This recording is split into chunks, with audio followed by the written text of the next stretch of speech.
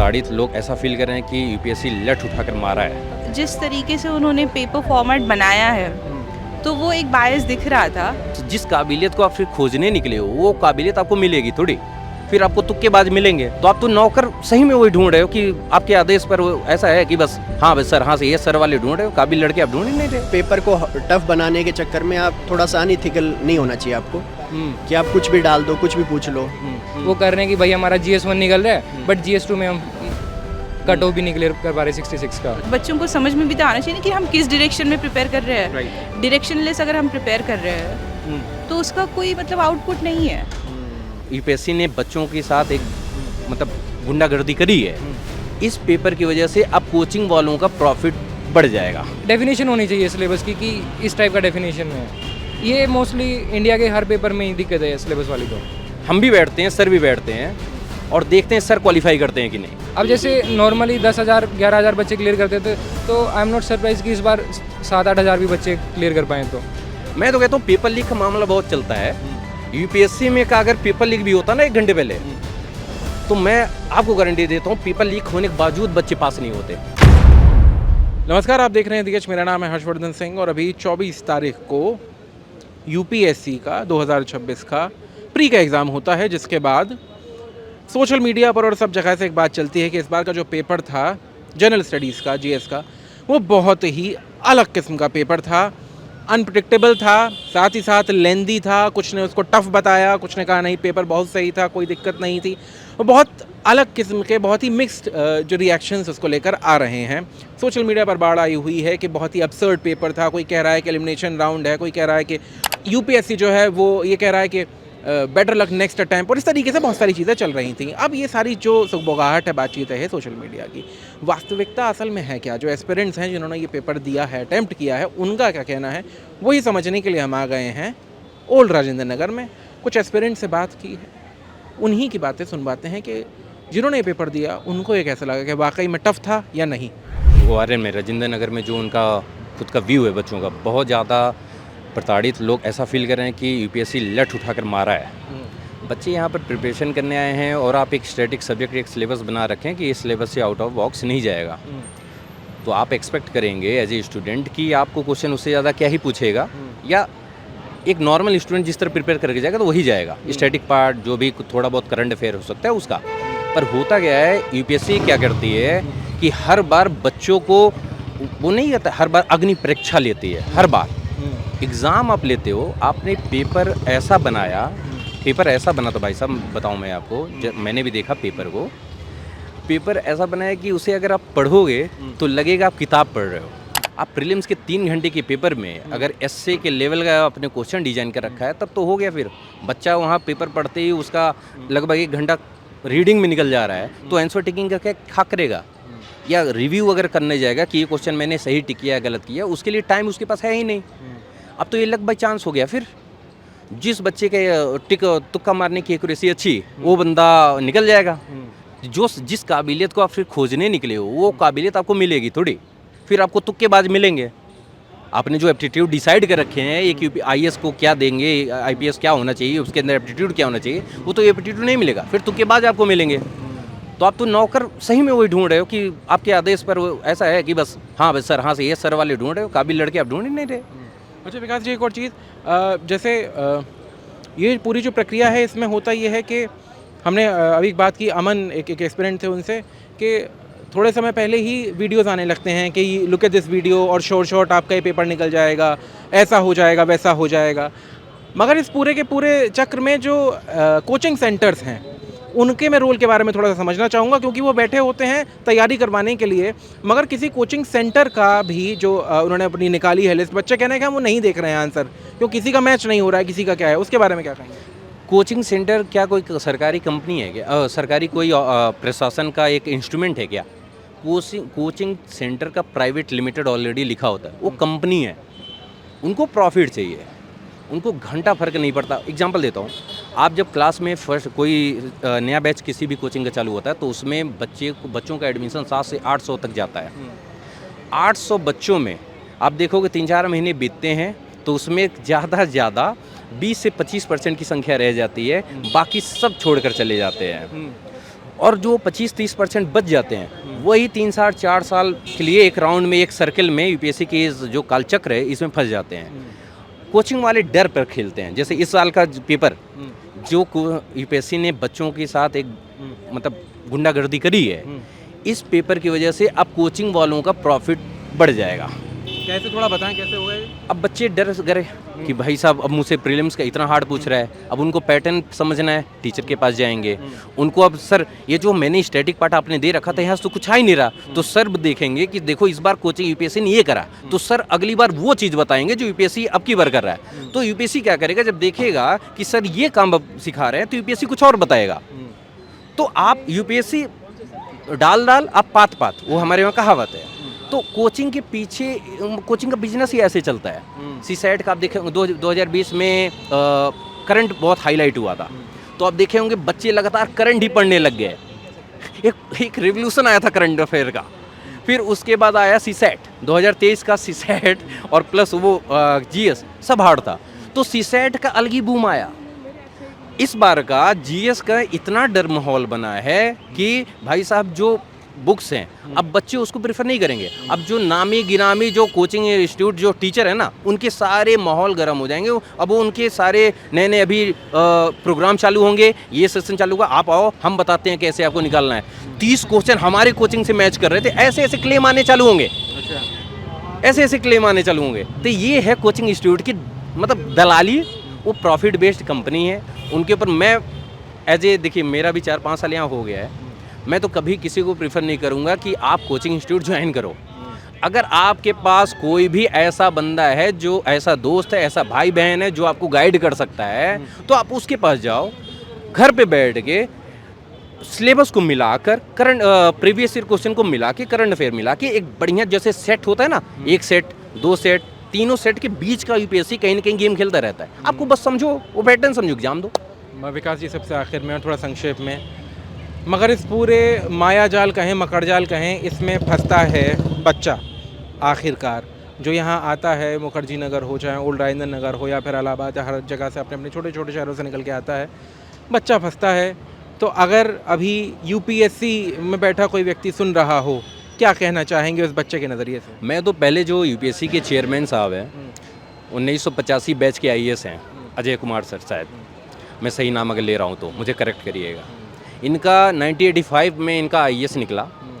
उस समय का पेपर उठाकर आप देखो, और उसी अजय सर को, उन्हीं को बुलाओ आप, और इस साल का 2026 का पेपर सॉल्व करवाओ। हम भी बैठते हैं, सर भी बैठते हैं, और देखते हैं सर क्वालिफाई करते हैं कि नहीं। तो मैं अजय सर से यही कहना चाहूँगा, सर आप ऐसा पेपर मत बनाओ और मत करो बच्चों के साथ कि जो आप खुद ना क्वालिफाई कर पाओ। आपके टीचर जिन्होंने क्वेश्चन डिजाइन कराया है, उनके क्वेश्चन हर साल 4 से 5 गलत हो जाते हैं। आप मतलब क्वेश्चन बनाने को उनको दे रहे हो जिनका खुद नहीं पता वो आंसर क्या है, उनको खुद नहीं पता रहता। तो ये बहुत ही मतलब यूपीएससी के चेयरमैन साहब और उसके जो क्वेश्चन बनाने वाले लोग हैं, वो या तो नशा करके क्वेश्चन बनाते हैं, आंसर जवाब देते हैं, कुछ भी करते हैं। यहाँ पर आप कोचिंग इंस्टीट्यूट वाले अभी सबका आंसर आया है, पर आंसर की सबके आए हैं, पर उसमें आप देखोगे 15 से 20 को आंसर सबके गलत होते हैं। एवरेज चले जाओ आप, यूपीएससी का भी अभी जब आएगा आप देखोगे उसमें कई तो क्लेम करने वाले हो जाएंगे कि ये गलत है, ये सही है, इसको लेकर कुछ बच्चे हाई कोर्ट चले जाएंगे। भाई आप क्वेश्चन पेपर बनवा रहे हो कि मतलब कोई दारू गांजा पीकर बैठे हुए लोगों का क्वेश्चन बनाने वाला तरीका है? क्या बना रहे हो आप? कुछ भी कहीं से जोड़ दे रहे हो। अरे भाई आप क्या मतलब एल्बर्ट आइंस्टाइन को दोबारा पैदा करना चाहते हो क्या यूपीएससी के थ्रू? आपको प्रशासनिक अधिकारी ही तो चाहिए। वो तो नॉर्मल बच्चों को नॉर्मल एग्जाम करवा के भी आपको उतने इंटेलिजेंट ही लोग मिलेंगे जो आप खोज रहे हो। इतना हाथ पौच करके बच्चों का मन टूट गया। अब वो कह रहे हैं कि मैं इकोनॉमिक्स पूछा ही नहीं, पॉलिटी पूछ नहीं रहा है। भाई स्टैटिक में आता क्या है? मैं ये जानना चाहता हूँ यूपीएससी से कि स्टैटिक में, इकोनॉमिक्स में पॉलिटी आप पूछ ही नहीं रहे हो, ज्योग्राफी का कहीं नामो निशान नहीं मिल रहा, हम पढ़ें क्या? करें तो करें क्या, जाएं तो जाएं कहाँ, करें क्या? तो बहुत ही अजय सर को यही है कि आप भी एग्ज़ाम दो, हमारे साथ बैठो। आप तो आ गए थे, कुछ जगह पे जाने को आपको मिला होगा, आप गए थे, विजिट भी किए, आप बैठ के बच्चों के साथ वो क्वेश्चन सॉल्व किए होते। मैं तो कहता हूँ पेपर लीक का मामला बहुत चलता है। यूपीएससी में का अगर पेपर लीक भी होता ना 1 घंटे पहले, तो मैं आपको गारंटी देता हूँ पेपर लीक होने के बावजूद बच्चे पास नहीं होते। ऐसा पेपर था। अभी एक प्रॉब्लम आपको ये बतानी थी कि यूपीएससी बहुत ही अभी जेन्युइन बनने का प्रयास करता है। पेपर पे आप जाते हो, बच्चे जाते हैं तो वहाँ पे पहली बात तो पूरा ओपन एयर, मतलब बिल्डिंग है जिसमें गवर्नमेंट बिल्डिंग कैसी होती है, सरकारी स्कूल तो आप तो जानते ही होंगे। वहाँ पेपर हो रहा है पहली बात, और पेपर खिड़की खोल के हो रहे हैं, लू चल रहा है, लाइट नहीं है, पंखा नहीं चल रहा, लू चल रहा है, बच्चे उस लू में बैठ के पेपर दे रहे हैं। मैं अजय सर से कहना चाहता हूँ, सर एक काम करते हैं, हमें खड़ी धूप में ना, भरी धूप में बाहर दिलवाओ पेपर। यूपीएससी का पेपर इतना बढ़िया और धूप में हम पेपर देंगे, और हमें इतना तपा दो कि हमें काढ़ करो ना, वो डायमंड बना के, हीरे आप खोद रहे हो ना, तो हीरे बना के हमें निकालो और फिर आप हमें आईएएस बनाओ। आप क्या करना चाहते हो बच्चों के फ्यूचर के साथ? मतलब कहाँ ले जा रहे हो देश को? यहाँ के बच्चों को एस्पिरेंट्स का मन तोड़ रहे हो, उनके पढ़ने का मन, कोचिंग इंस्टीट्यूट का पैसा बढ़ा रहे हो, बच्चे डर कर जाकर अब कोचिंग इंस्टीट्यूट में एडमिशन लेंगे। एक एग्जाम्पल है नोबेल प्राइज़ का। नोबेल प्राइज़ में पूछता है कि केमिस्ट्री, फिजिक्स और बायोलॉजी में किसको नोबेल प्राइज़ मिला। इस बार का क्वेश्चन है, एक बंदा है एक्स, का बड़ा प्रचलित रहा है, वो इंग्लैंड के हैं और वो अमेरिका चले गए। अमेरिका जाने के बाद उनको नोबेल प्राइज़ मिलता है। वो बताओ कौन है? 2025 में उनको नोबेल प्राइज़ मिला। भाई मैं उसकी जीवन गाथा, हर बंदे का जीवन गाथा पढ़ूंगा क्या? मैं यूपीएससी एस्पिरेंट हूँ, मुझे प्रशासन का अधिकारी बनना है, मैं सबकी बायोग्राफी पढ़ते जाऊंगा क्या? तो खुद मतलब क्या बोलूँ, ये पढ़े लिखे आईएएस 1985 के बनकर, और आप सोच रहे हो आज 1900, आप बैठ जाओ ना पेपर देने हमारे साथ, हम देखते हैं आप कितना क्वालिफाई करते हैं। आपके जो अधिकारी बना रहे हैं, जो 5-6 क्वेश्चन गलत करें, वो कितना क्वालिफाई करते हैं। एक और एस्पिरेंट हमें मिले हैं, मगर किन्हीं कारणवश वो ना तो अपना नाम बताना चाहती हैं और ना ही कैमरे के सामने आना चाहती हैं, तो हम उनकी प्रिवेसी की इज्जत करते हैं। मगर अभी ये जो एग्ज़ाम हुआ, वो भी उस एग्ज़ाम में बैठी थी, जानते हैं कि क्या हुआ उनके साथ। मैम, एग्ज़ाम दिया आपने? हाँ, क्या वाक़या पेश आया, क्या हुआ था? एक्चुअली एक यूपीएससी ना, मतलब जब नोटिफिकेशन देता है तो उनका सिलेबस रहता है प्रीलिम्स का और मेंस का। वैसे तो मेंस का बड़ा इंटेंसिव रहता है, बताते हैं वो क्या आने वाला है, और नॉर्मली वो डिस्क्रिप्टिव रहता है, तो उसी तरीके से क्वेश्चंस आते हैं। प्रीलिम्स में वो ऑलरेडी थोड़ा सा मतलब एक वर्ड में, एक सेंटेंसेस में सिलेबस देते हैं, और वो थोड़ा वेग रहता है कि करंट अफेयर्स आएगा, ये वो सब चीज़ें आएगी। लेकिन एक चीज़ है कि पॉलिटी आएगा, आपका हिस्ट्री आएगा, इकोनॉमिक्स, ये जो कोर सब्जेक्ट्स है जो मेंस में भी हम देते हैं, जिनका एक्चुअली इम्पोर्टेंस है, तो वो भी आता है। पेपर इतना लेंथी था और उसमें हमें ढूंढना पड़ रहा था कि पॉलिटी का क्वेश्चन कहाँ पे है। उन्होंने ट्विस्ट, मतलब ठीक है आप स्क्रीनिंग टेस्ट है उसके लिए निकाल रहे हो, लेकिन एक बच्चों को समझ में भी तो आना चाहिए कि हम किस डायरेक्शन में प्रिपेयर कर रहे हैं। डायरेक्शनलेस अगर हम प्रिपेयर कर रहे हैं तो उसका कोई मतलब आउटपुट नहीं है। उस तरीके से उन्होंने मतलब एक बहुत ही लेंथी पेपर बनाया। पहली चीज़ तो ठीक है, आप स्क्रीनिंग करना चाहते हो, दैट इज़ ऑल ओके, लेकिन थोड़ा लॉजिकल भी होना चाहिए ना क्वेश्चन पेपर।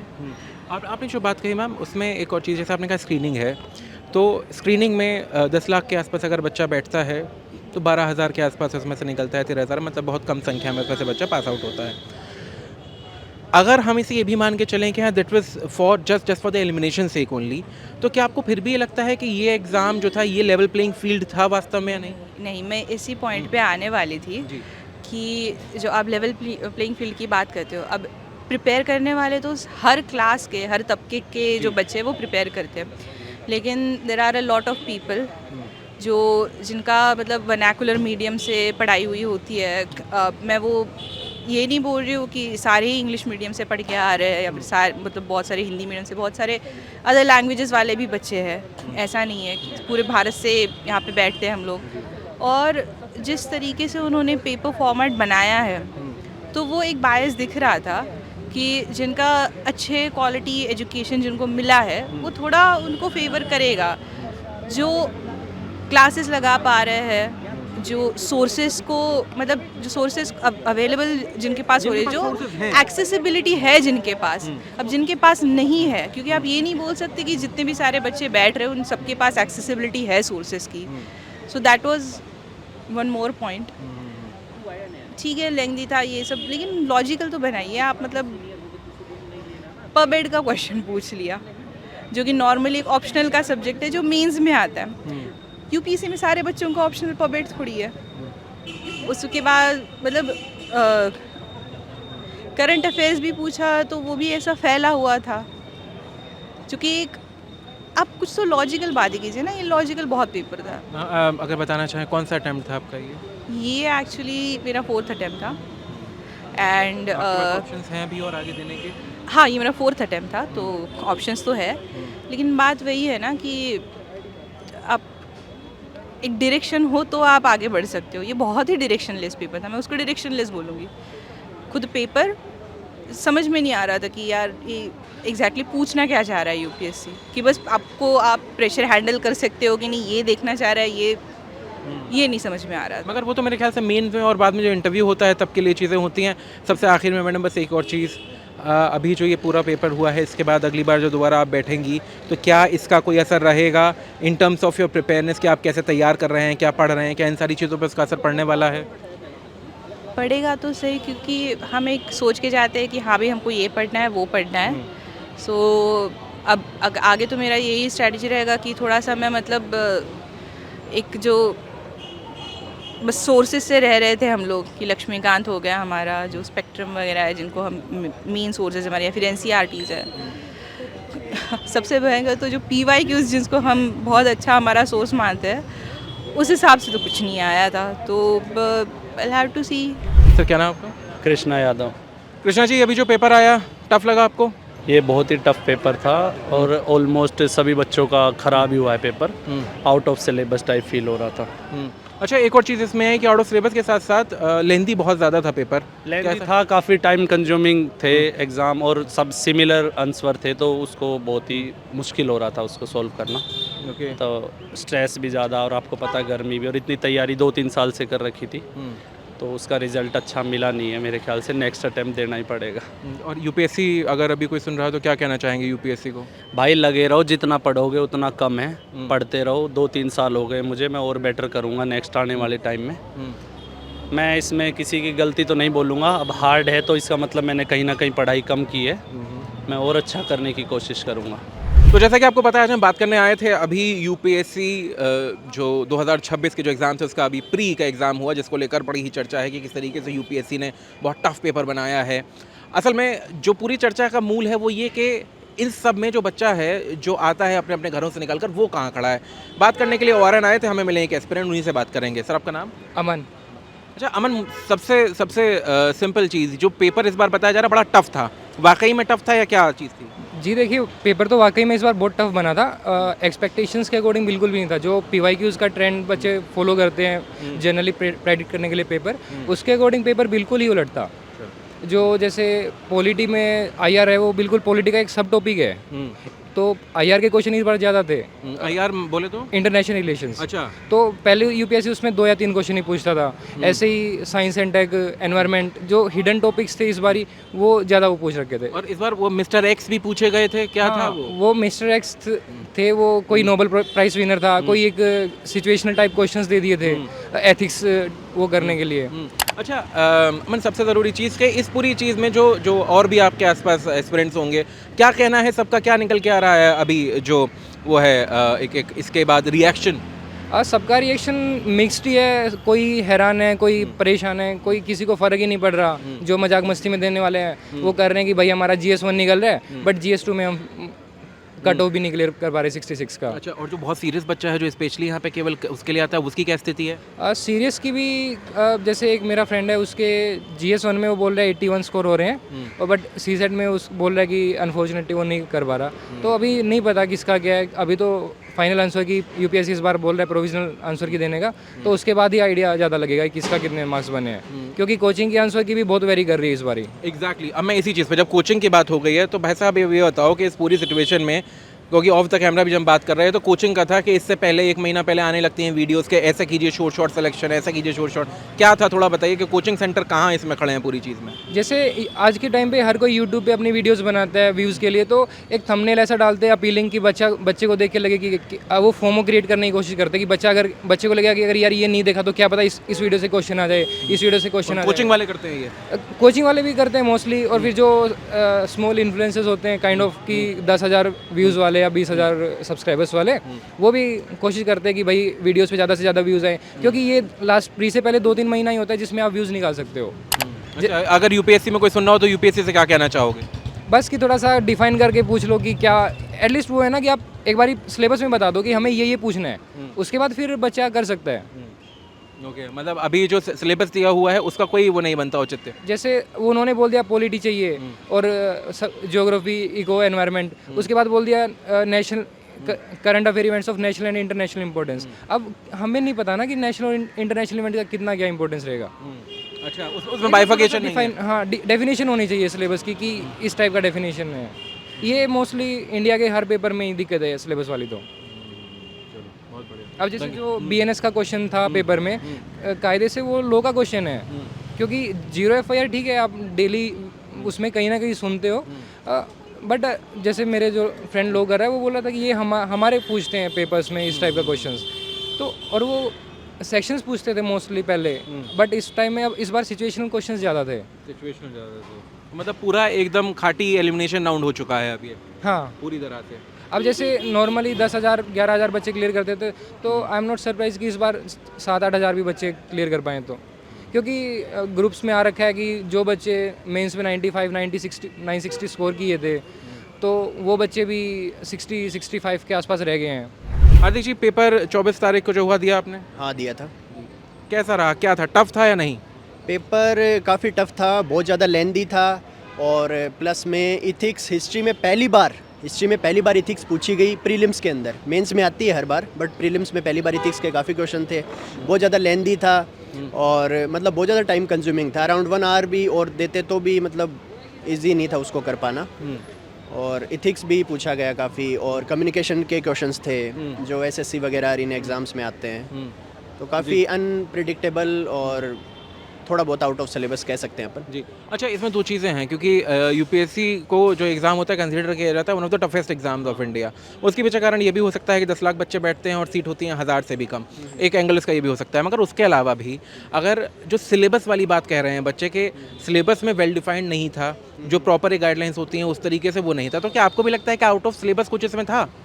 हाँ, इथिक्स मतलब ऑलमोस्ट प्रीलिम्स में नहीं पूछी जाती है। हिस्ट्री में पहली बार हुआ था कि इथिक्स पूछी गई थी प्रीलिम्स में। और सेकंड थिंग ये कि बहुत ज़्यादा लेंदी था, तो आप मतलब पेपर को टफ बनाने के चक्कर में आप थोड़ा सा अनइथिकल नहीं होना चाहिए आपको, कि आप कुछ भी डाल दो, कुछ भी पूछ लो। इट्स लाइक कि ऐसा नहीं है कि आप आउट ऑफ द सिलेबस चले जाओ, आउट ऑफ द लीग चले जाओ। आप पेपर को टफ दूसरे तरीके से भी बना सकते हो, मतलब क्वेश्चंस थोड़े टफ करके, अलग टाइप से करके उसको बना सकते हो। बहुत ज़्यादा लेंदी था। बिल्कुल। अच्छा, जो आपने कहा आप क्वेश्चन पेपर को टफ बना सकते हो, तो यूपीएससी की मंशा इसके पीछे, क्योंकि एलिमिनेशन राउंड कहा जाता है हमेशा प्री को, मगर उस एलिमिनेशन राउंड को इतना ज़्यादा on the face of it कर देना कि हाँ it is just to eliminate एक बेसिक आइडिया। क्योंकि लेवल प्लेइंग फील्ड के लिए अगर हम बात करें तो सिलेबस सबको पता होना चाहिए कि ये आएगा, उसमें से जो बच्चा उसके लिए तैयारी कर पा रहा है वो पार कर जाए, वो पास कर जाए उसको।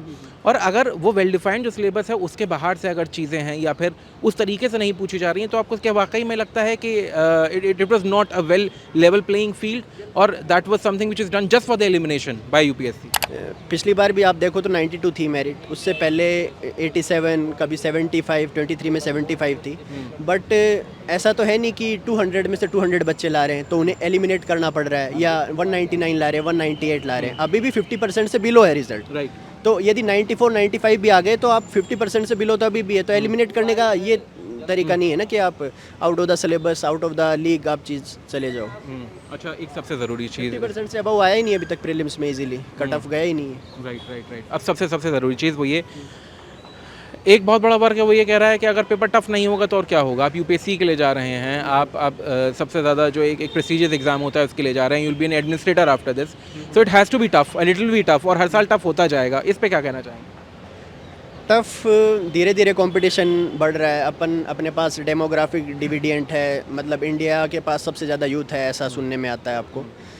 तो टफ तो होगा, मतलब ज़्यादातर एक टाइप से नेशनल हॉबी बन चुकी है, तो टफ तो होगा। बट इसका मीन ये नहीं है ना कि आप इथिक्स पूछ लो, आप मतलब कुछ भी पूछ लो, आप किसी स्टेट का निकाल के उठा लो। और आप एक चीज़ और देखना कि जैसे एक क्वेश्चन आया था वो ऋग्वेदा, अथर्ववेदा और उन पे उसके लेके कोई ऋचा थी, उसकी लाइन थी, तो गूगल पे तो ऋग्वेदा दिखा रहा है उसका आंसर, बाकी जो एआई बोर्ड्स हैं, पेड एआई बोर्ड्स हैं, उस पे अथर्ववेदा दिखा रहा है, किसी पे कुछ दिखा रहा है, तो मतलब एक प्रिसाइज और डिफाइंड नहीं है ना उसका आंसर, वो चीज़ भी ओके, मतलब कोई कॉन्क्रीट उसका मैनर होना चाहिए ना उसका कि भाई गूगल है वो ऑथेंटिक माने, यूपीएससी के आंसर की को ऑथेंटिक माने। पहली बार यूपीएससी आंसर की डाल रही है, पिछली बार प्रोटेस्ट होने के बाद, और इससे पहले तो ये था कि यूपीएससी की आंसर की आती थी, आपका मेन एग्जाम का रिजल्ट आता था उसके बाद में।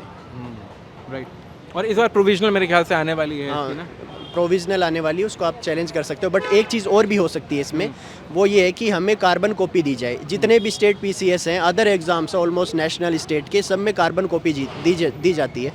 हमारे वाले में कार्बन कॉपी नहीं है, और सपोज दैट मेरा ये आंसर करेक्ट था, 31 करेक्ट था, 32 करेक्ट था या 33 करेक्ट था, मैं कैसे क्लेम करूँगा कोर्ट में या कहीं पे भी यूपीएससी के आगे, मैं कैसे क्लेम करूँगा कि ये मेरा करेक्ट था?